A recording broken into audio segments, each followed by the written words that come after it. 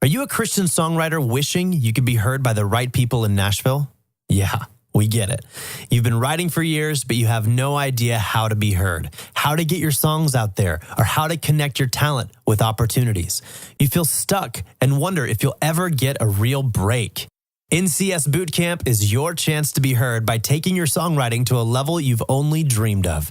It gives you hands-on, personalized coaching and mentoring to help you think and write like a professional Christian songwriter determined to impact the world with your songs. If you're ready to empower your songwriting dreams, go to NashvilleChristianSongwriters.com/bootcamp to book your free songwriting breakthrough strategy call today. Become the songwriter you were born to be with NCS Bootcamp. Hey everybody, welcome to the Song Revolution podcast, brought to you by Nashville Christian Songwriters. Nashville Christian Songwriters exists to empower Christian songwriters worldwide. I'm John Chisholm, and this podcast exists to bring you valuable songwriting insights, inspiration, interviews, and just all around good fun with some of the greatest songwriters, producers, arrangers, artists, and creatives, and beyond. You can find out a whole lot more about us at NashvilleChristianSongwriters.com. Hey everybody, John Chisholm here. Thanks for taking a few minutes out of your day to join us here on the Song Revolution podcast. I totally dig my job. I love to bring you great people that I think are inspiring, encouraging, informative, and just overly awesome. So today is no different. I'm bringing to you a brand new friend of mine whose music I discovered about 5 years ago, just browsing through iTunes, Dara Maclean. And Dara is a vocalist and songwriter who's passionate about raising the awareness of and bringing an end to the issue of human trafficking. And she's released several albums now, and I love her album Wanted. It's just filled with some great songs that I think you're going to enjoy. So be sure and check that out. She's toured with Casting Crowns and New Songs. She's traveled to Kampala, Uganda, and she's a soulful singer and a deep thinker and a great songwriter. She was here in Nashville over the last couple of weeks writing some songs with some of my friends, and I had the opportunity to sit down with Dara, dig in a little bit to her ministry and into her life, and I think you are going to love Dara Maclean as much as I do. So sit back and enjoy with me on today's show, Dara Maclean.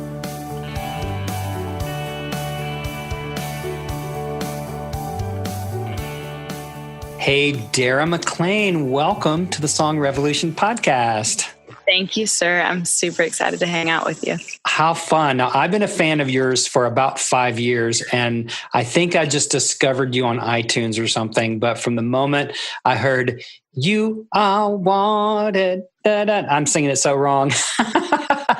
But ever since I heard that, from the day you were born, took your first breath and opened your eyes and in came the lies, well, I was hooked. It's like, okay, this chick is like totally winning my heart right now. And when I got to that chorus, "You are wanted," it's like, that's such a crazy, amazing, needed message. So I've been a fan. So it's great to have you on the show and to actually just kind of get to know you a little bit. So you don't live here in Nashville, right? I mean, catch us up a little bit. You're here doing some writing and recording. What's going on with you? Yeah, so Nashville feels like my second home. I pretend like Fort Worth is my little Nashville. But no, whenever I'm here, man, I love it because this feels like my tribe, and also really fallen in love with a lot of singer, songwriter, worship leaders here. And so I'm just here writing and hanging and loving it. It's awesome. Awesome. So you've had a couple of projects out. You've got a new single or recent single out, but you're working on something new. Is that what's going on? Or? Yes, sir. So it's been a while, but intentionally. So I think in our need for constant, like, I just put a record out, but make a new one, I think that it's nice to just take a breath. And so I've just been enjoying life and the people around me and being married and all that stuff, and just trusting on the Lord's timing for that. So basically I'm in a writing process and very, very close to working on a new project. So I'm excited. That's great. That's great. Well, I'd love to talk a little bit in a little while about your songwriting process and what all that kind of means, because our podcast is geared primarily towards aspiring Christian songwriters. A lot of people, that are maybe outside the bubble of Nashville, but are dreaming of it. And we probably have more listeners here than I know, but that's kind of our primary audience. But I'd love to just hear a little bit about your background. I know you grew up in a Christian home with musical ministry-based parents, so you come by this naturally. So kind of bring us quickly kind of up to speed on where all this came from for you and what maybe your ministry motivations are. Yes, absolutely. So at the age of 8, I just remember like running into my dad's office, and this awesome house that's still in my mind is like my favorite house of all time. And I said something about like the walls of Jericho falling down, and I had like written this song, and I'm sure that it was horrendous, but my parents have always just cultivated that gift. So it was just really, I love that my parents said to me, they did not say to me, you can be anything that you want when you grow up. They said, God isn't wondering, like, you were born for a specific purpose, and we want to help you find out what that is, And so as a little girl, I just remember falling in love with writing. And I remember hearing my parents pray stuff over me, like, God, let her be a psalmist, like, let her be a prolific writer. And so anyways, God's so faithful that, I got that gift of parents. But long story short, grew up as a worship leader and have never not been doing music and ministry. And I'm just constantly amazed at how that evolves and what that looks like in every season. Are you currently serving in a church, like that kind of thing, or just mostly doing your own dates and out doing your ministry? Yeah. So for the last 5 years, my husband and I have been young adults pastors. And so what that looked like in my world was kind of a creative pastor. So the worship community, stewarding them, because I do think that we're all creatives innately because we're God's. But I think that the specific music industry worship leader calling requires a different type of pastoring.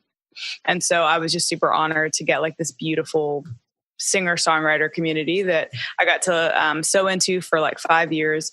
And basically my husband and I just transitioned out of that, but that's my heart. Like, I know that I'll be singing. I believe that I'll be making records for the rest of my life, but it's so interesting now at 31, tied is the desire to mentor the creative and pastor them and steward them correctly. So it's really beautiful how that works.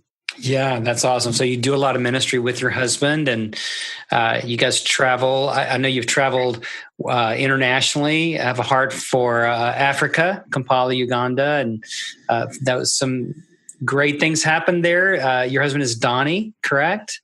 Yeah. Yeah. So still newlyweds, or how long have you guys been married? Well, it's 5 years on the 11th of this month. Happy anniversary. So still newlyweds. 38 for us this year.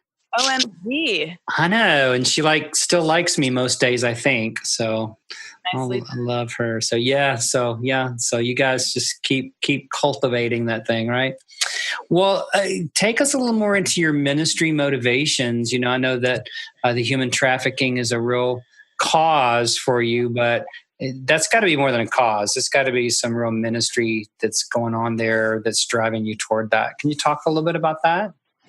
My last record called Wanted, there was a song on it called Set My People Free. And the Lord just arrested my heart for rescue.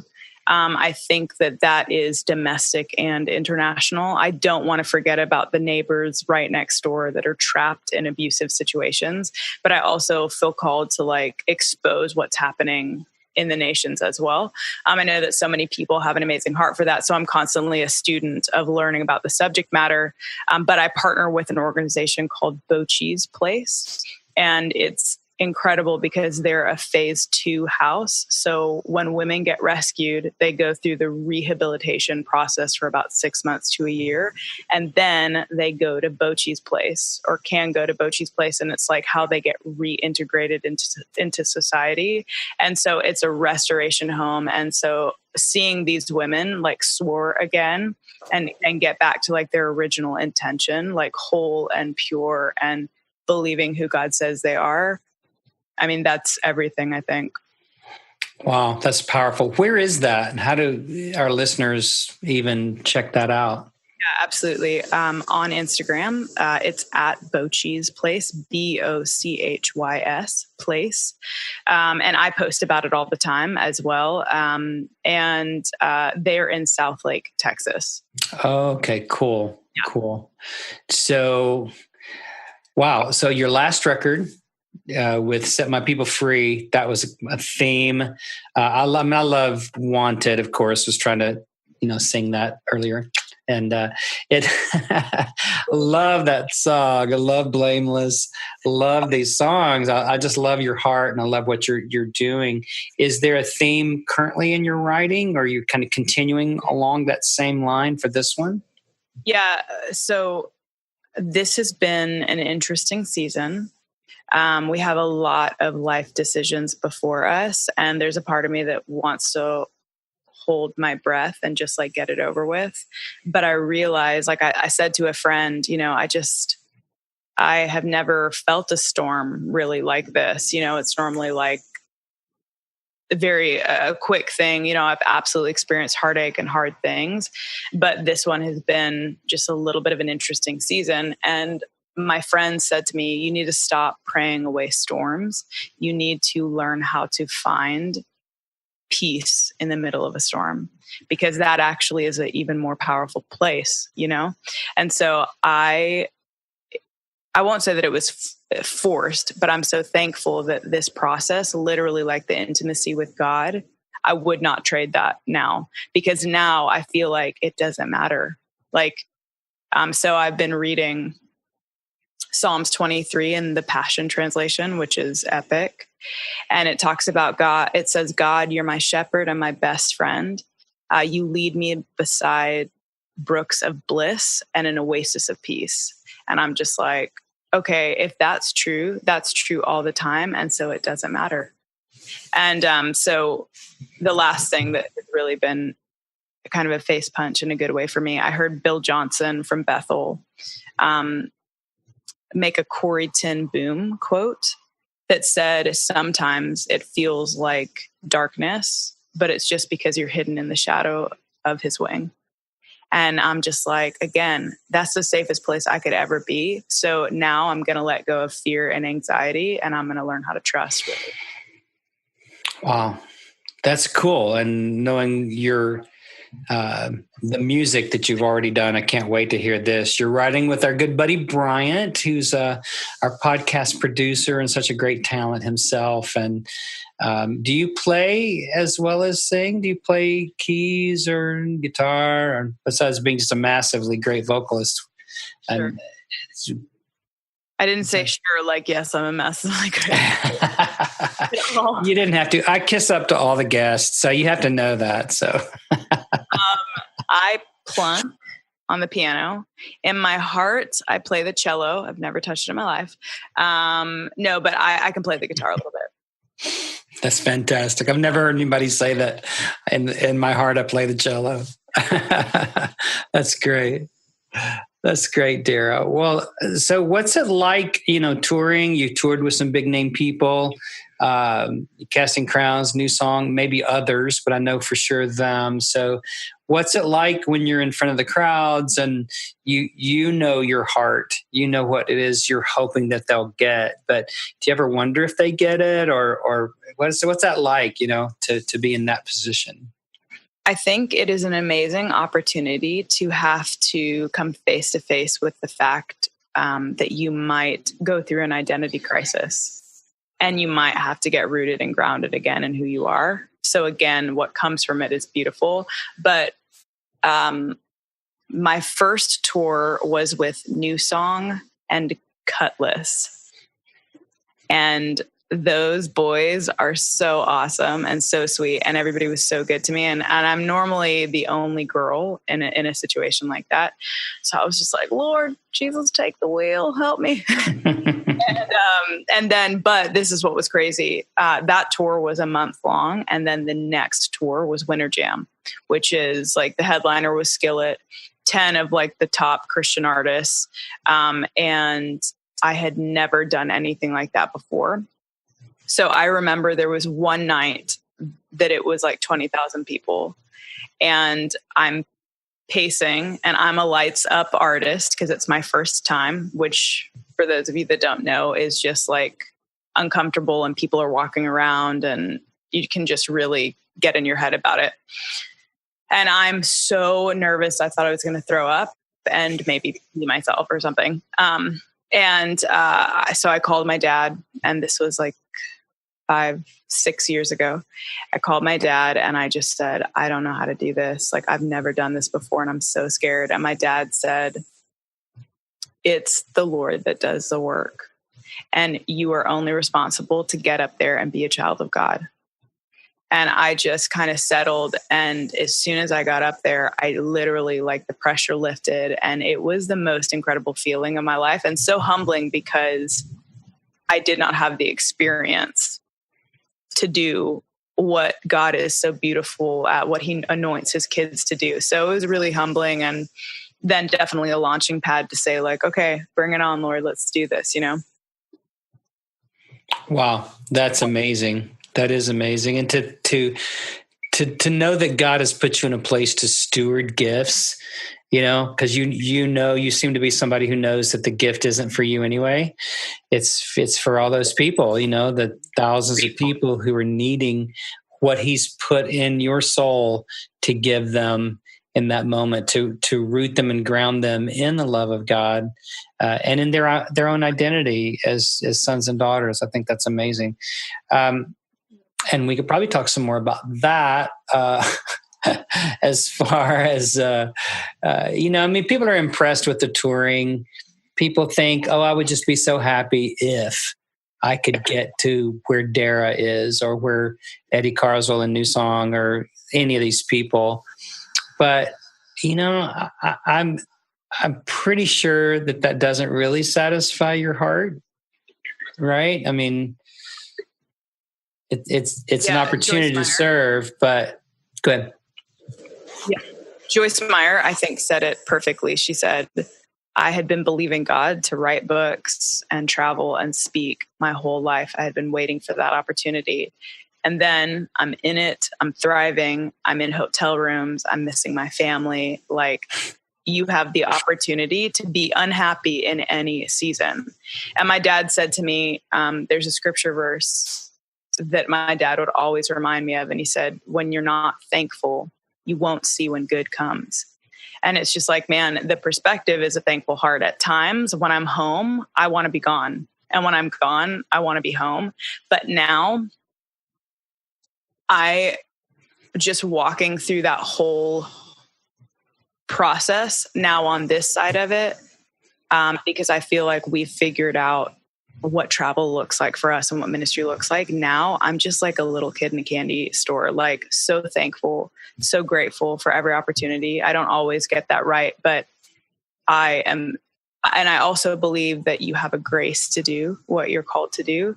However, I believe that the Holy Spirit never once has led us to burn out. I think we've done that. So I think that you have to live from a place of rest, and also know whenever you need to stop so that it stays sweet, you know? Are there, and we've been talking about some of the themes of your past music and that carrying on into this music, are there certain stories that you wind up telling and sharing that you feel are the most effective as you're setting up a song, or you just wing it? Are there just things that you just kind of come up spontaneously, or are you more rigid and planned in the way you present yourself? Initially, I would have pages of notes and I was so nervous. But then the Lord kind of started weaving a consistent story. And so then the flow, honestly, and then the more that I started to like lean on the Holy Spirit, I would plan, but then not be dependent. But on my first record, my first single was a song called Free. And this is back in like 2013. Is that right? No, 2011. And so I consistently told this story. Long story short, I was in the wrong relationship, a kind of relationship that you get in and then ask God about after the fact, which is like hashtag set up for failure. And so I was with this person for a year. We got engaged. Like, long story short, this person ended up, and I'm saying this because it's the best thing that could have happened to me. But this person ended up cheating on me. It's not heavy. It was in that moment, but like, it's just funny now how like God uses stuff. And I remember being, at that same time, I've been pursuing like being in the industry my whole life. Like, I felt really called to it. So someone presented me with like a contract, and I was talking to a label, and the contract, it came time to sign it. And I felt like the Lord said, that's not it. And I had just gotten cheated on. I had just wasted a year of my life. And I, at 22, was like, surely this is it. And so I was just crushed. So I went to my parents' house. I walked into my room. I got my guitar out. And I just said, God, you've got to meet me here. I feel like completely broken, and I am the opposite of free here. But I know that your word is true. And like, I just need some heart surgery. And the Lord gave me that song Free. And then fast forward however many months, it ends up being my first single. So God is incredibly faithful. He is that indeed. So if you could take one CD to the moon forever, what would it be? I can't create my own mixtape. No. Okay. I don't know a record, but this is the song. The song that I would take would be, I need thee, oh, I need thee. Going. Every hour I need thee. All right. Awesome. Good answer. I guess you could have a CD with 12 sides, 12 tracks of just that, right? That's funny. Great hymn. It's a great hymn. Hey, so take us a little bit, Dara, into your songwriting process, because obviously this isn't new stuff for you. You've been doing this all your life. You felt called to this all your life. You've been immersed in all of this since a young child. But talk to us just a little bit about your process. I mean, what really gets you going with hooks or a lyric, or do you come up with music, melodies first? Kind of how does that happen for you? If it is, if it's a project that I'm writing for myself instead of another person, on my first record, I had another song called Suitcases, and I was on my way to Nashville, and my dad teaches this class at the church that we went to, or taught this class. And he said, and this was so weird because he doesn't talk in this type of vernacular. And he said, you can't run when you're holding suitcases, and just talking about baggage and the weight of the past. And I wrote it down in my journal, and that was like a week before. And then I'm on the plane, and we're in like crunch time mode. We have to make a record and like turn it around, and we're not going to sleep, and we're going to sing all night kind of thing, which is awesome, by the way. In that moment it was. And so I get there, and as soon as I get there, the producer that I was working with at that time was Ian Escalin. And Ian's so fun and so sweet. And so I was like, you can't run when you're holding suitcases. I feel like that's the chorus. And so like the Lord gave me the melody on the plane. And so in that moment, that was a launching pad foundation into the right. And it made the rest of the right so easy. I've experienced that a couple of times. The other side of that I think is that I've experienced just as much is now finding my tribe of writers. I'm always surprised. There's always a door open to like, you're going to meet new people that you need their supply all the time. But being in Nashville, after writing with so many people, there's like a DNA, like a musical DNA that works so good together. And so now I think for worship, especially, that you write the best when you're writing in community. You write the best when it's family, and you write the best whenever your desire is to just like reveal the heart of a good father. So I feel like the Lord has like helped me discover who those people are consistently. And now, and also being 31, I don't feel nearly as much pressure. And I think I would say to every young songwriter, like, God is the one that does the work. Now, I think that it's important to have like the reverence of God to say, like, I'm responsible for the words that I sing. But that would sometimes carry over so much that I would get in my own way. And now I'm just like, nope, it's all good. Like, okay, let's just change. And then two, that's why it's helpful to have, normally I used to just like 2 people in a write, but actually 3 people is kind of, with the right people, is kind of the perfect situation. Sweet. So has Bryant been your track guy for these sessions? Well, he's a brilliant lyricist, but when you have a track guy, it's like you can like accomplish the world. You can take over the world. Yeah. So go ahead. Say that again. No, he's been amazing. And so he just showed us this really cool track that he made. And so that we just finished writing together. And so we got so inspired, and he's the bomb. He is that. Love me some Bryant. He's a good guy. Well, so you shared a lot of great things here. Just one other question about your songwriting. Are there any tools that you find yourself going back to again and again? Yes. So Google Docs, which is, I'm sure everyone already knows, but it's an app. I love that you can do it literally on your phone, and it's an app where everyone can be live writing on it. Obviously, voice memos, Rhyme Zone. And I think that I am of the school of thought to say, like, God, I want one line, or I want a scriptural context walking in. I don't have to have a melody. I don't have to have whatever, but I want, like, give me some meat.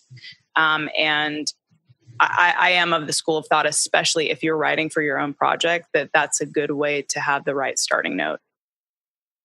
Sweet. Good stuff. Dara, how do you like to communicate with your fan base? What's the best way for people to connect with you on social? Instagram is the best. On all social media platforms, Twitter, Facebook, Instagram, and YouTube, it's just at Dara Maclean, Maclean. And I would love to hang out. Sweet. Any parting words for our peeps listening in today? Be who you be.